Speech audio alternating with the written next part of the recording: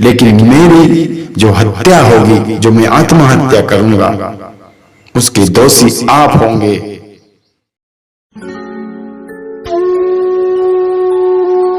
एक बच्चा था, बचपन में ही अनाथ हो गया।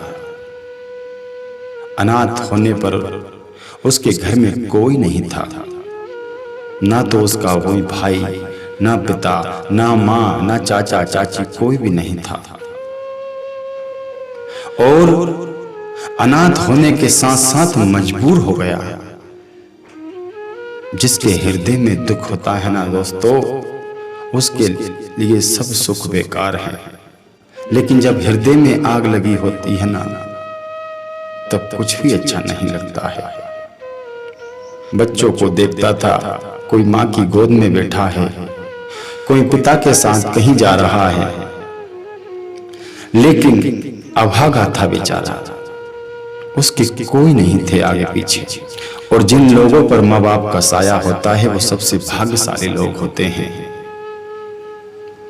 अनाथ होने के साथ साथ मजबूर था, गरीब था, दूसरों के यहाँ काम करने लगा। लेकिन जिंदगी में सबसे बड़ी बात कान खोलकर सुनना, उसने माँ, भाई, पिता, दोस्त, भगवान श्री कृष्ण को मान लिया था बचपन में ही। जब कोई उससे बुरा बोल देता था, जब कोई उसे ललकार देता था, जब कोई उसे गाली देता था, कोई उसे मारता था, तो भगवान की एक मूर्ति थी उसके घर में, उसके पिताजी के हाथ की। उस मूर्ति से लिपट कर रोता था। ये कहानी एक भावुक कर देने वाली है, क्योंकि मैं ये कहानी बोल रहा हूं तो मेरी आंखों में से आंसू आप देख सकते हैं। मैं वास्तविक सत्य बता रहा हूं। किसी ने मारा, किसी ने लात, किसी ने हाथ की दी, लेकिन सब कुछ कहता था तो भगवान श्री कृष्ण की तस्वीर उनकी मूर्ति से लिपट कर रोता था। कोई नहीं था उसके पास कुछ बुरी भली कहने को, सुनाने को। किससे बोले? भाई नहीं, बाप नहीं, माँ नहीं, चाचा नहीं। लेकिन एक बार भगवान श्री कृष्ण से वो लड़ने लगा। हे प्रभु, मैं 18 साल का हो गया, आज तक लोगों ने मुझे लातों से, ठोकरों से ठुकराया है, किसी ने मुझे हृदय से नहीं लगाया है कि तू मेरा भाई है, तू मेरा दोस्त है। कहीं भी कोई भी रिश्तेदार ने मुझे आज तक ये कहकर नहीं बुलाया है कि तू हमारा कुछ लगता है, सब भूल गए मुझे। लेकिन तूने मेरे बाप के साथ, मेरी मां के साथ मुझे मार क्यों नहीं दिया? उन्हें ऐसी मति क्यों नहीं दी? तब मैं पैदा हुआ था तो मेरे गला दबा देते तो मैं मर जाता। ये नरक यहां भोग रहा हूं।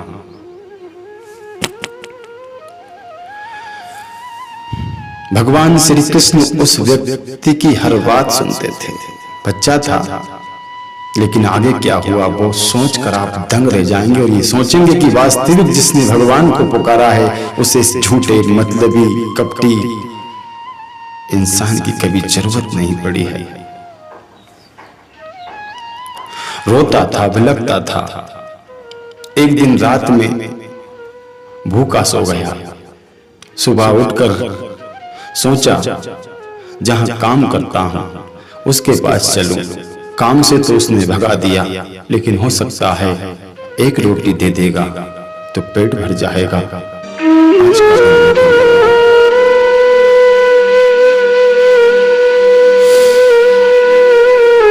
जाके उस सेठ से कहा कि सेठ जी, मुझे भूख लगी है। दुख नहीं है कि आपने काम से निकाल दिया है, लेकिन मुझे कोई नहीं देता है। आज से 2000 वर्ष पहले की बात है, एक पुराण की बात है, वही बता रहा हूं। मेरे मन से मैं एक कहानी नहीं बना रहा हूं। उस सेठ ने उस सेठ ने उसे एक रोटी का टुकड़ा दे दिया। वह लेकर घर आ गया और जब घर आया तो उसने सोचा रोटी को रूखा नहीं खा सकता हूं, कुछ लाऊं इसके लिए। तो आम की जो केरी होती है, कच्ची केरी, आम की जो कच्ची केरी है वो लाया था कहीं से। उसकी सूखी हुई फांक रखी थी, मतलब उसकी सूखा हुआ टुकड़ा रखा था। उसे लेने गया, उस आधी रोटी को कुत्ता ले भागा। जब उसने देखा और उसने सोच कर भगवान से कहा कि वास्तविक ये सच्चाई है ठाकुर जी, जिसके दाने पर जो खाने वाले का नाम लिखा होता है उसे वो ही खाता है। दुख नहीं है मुझे इस चीज का कि मेरी रोटी कुत्ता ले भगा है, ठीक है, वो उसके नसीब में थी, ले भगा।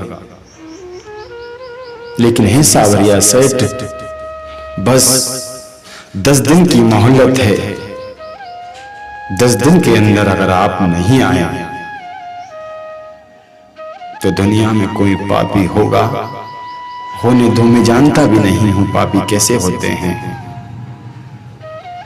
लेकिन भगवान, आप मेरे मां हो, मेरे पिता हो, मेरे भाई बहन सब हो, लेकिन मेरी जो हत्या होगी, जो मैं आत्महत्या करूंगा, उसके दोषी आप होंगे और आपको कभी कोई माफ करने वाला नहीं है। भगवान ने ये बात उसकी सुन ली। भगवान तो उसकी हर बात सुनते थे। अब इतना निराश हो गया कि घर में बैठ गया।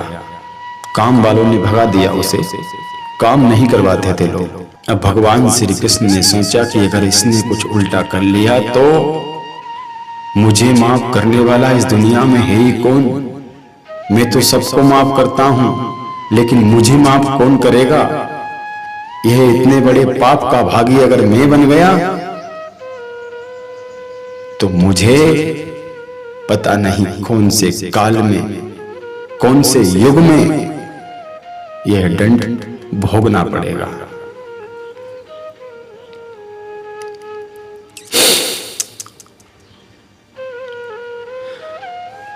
वो लड़का, उसका नाम किशोर था और भूखा सोता। 2 दिन सोया, 3 दिन सोया, 4 दिन सोया, 5वें दिन अगर भगवान नहीं आते तो ये वास्तविक सत्य है कि वो प्राण त्याग देता। सो गया। जहां वो काम करता था वहां वो किसी हलवाई के दुकान पे पानी भरता था।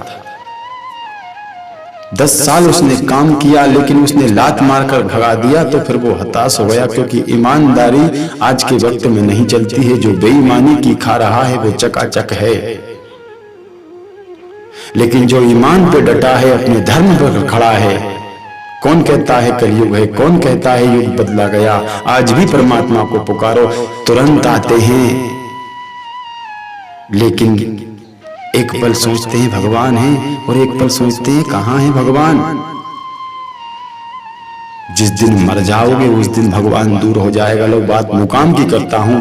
जब छठे दिन हो गया, जब छठा दिन हो गया तो भगवान श्री कृष्ण उसके दरवाजे पर आते हैं, उसके पापा के रूप में, जिसने पापा को कभी देखा भी नहीं। और भगवान श्री कृष्ण उसको कहते हैं, किशोर देख कौन आया है। वो नींद में था। किशोर देख कौन आया है, उठ बेटा, मैं तेरे लिए देख क्या लाया हूं। किशोर नींद से जागा और भगवान ने उसकी मति को योग माया द्वारा ऐसा कर दिया कि वो अपने पिता का रूप पहचान गया। भक्त के लिए भगवान भी आंसू की धार रोते हैं। ये साक्षात प्रमाण है सुदामा जी के चरण भगवान ने अपने आंसुओं से धो दिए थे। वो दुर्बल दीन मलिन वस्त्र विहीना, देखो जिसका सत्कार परमात्मा ने कीना। दो ये अखियों से बहरे नीर, शोभा वर्णन कहीं ना जाए। कृष्ण सुदामा ऐसे मिल रहे जिसका कुछ बखान नहीं किया जाए। भगवान श्री कृष्ण किशोर को अपनी भात में भरकर रो रहे हैं और कह रहे हैं, आज से फिक्र मत कर, तेरा पिता आ गया है।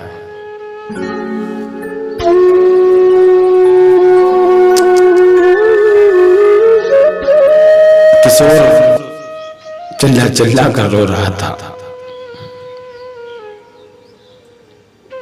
मैंने आज तक मेरे बाप को देखा भी नहीं। मैं जानता हूं आप मेरे बाप नहीं है, आप भगवान हैं। और मैंने आपको हृदय से भाई बहन मां सब कुछ माना है, तो फर्ज नहीं, एक बार नहीं 1000 बार आपका फर्ज बनता था कि आप मेरे पास आओ। दोस्तों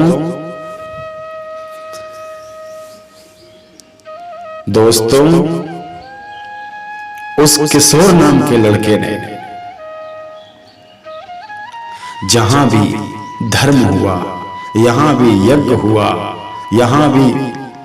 जहां भी कन्यादान हुआ, दान में, बल में, ज्ञान में, बुद्धि में सबसे आगे रहा। उसने चाहा कि अगर मुझे सोने के महल चाहिए, हीरे जिसमें जड़े हो, तो उसके लिए तुरंत हाजिर होते थे।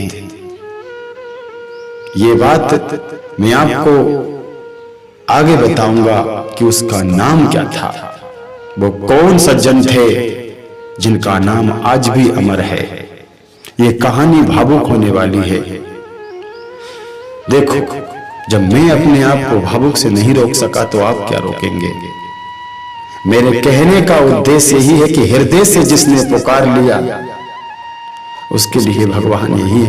देर होती है, ये वास्तविक सत्य है। इंसान जब तक अपनी सीमा पार नहीं कर जाता है तब तक भगवान इंतजार करते हैं। कहां तक है तू, क्या कर सकता है तू। भगवान ने किशोर को ऐसा कर दिया कि आवागमन से रहित कर दिया, और परमात्मा ने कहा कि तेरी इच्छा मृत्यु है। जब भी तू मुझे पुकारेगा मेरा रथ तेरे साथ आएगा। जिसका कोई नहीं है तो अपने आप को अनाथ न समझे मेरे दोस्त, आपका भगवान है और भगवान से बड़ा कोई नहीं है। जिसने भी सावरिया सेठ को सब कुछ मान रखा है उसका कोई बाल बांका नहीं कर सकता है। विश्वास कीजिए, किशोर की जिंदगी में सब कुछ बदल गया। पूरी दुनिया किशोर के चरणों में पड़ी थी और पड़ी रही और आज भी पड़ी रही। यह रहस्य मैं अभी इस वीडियो में नहीं बताऊंगा, लेकिन आपको उसका नाम बताऊंगा तो आप भी कहेंगे ये वास्तविक सत्य है। आप सभी को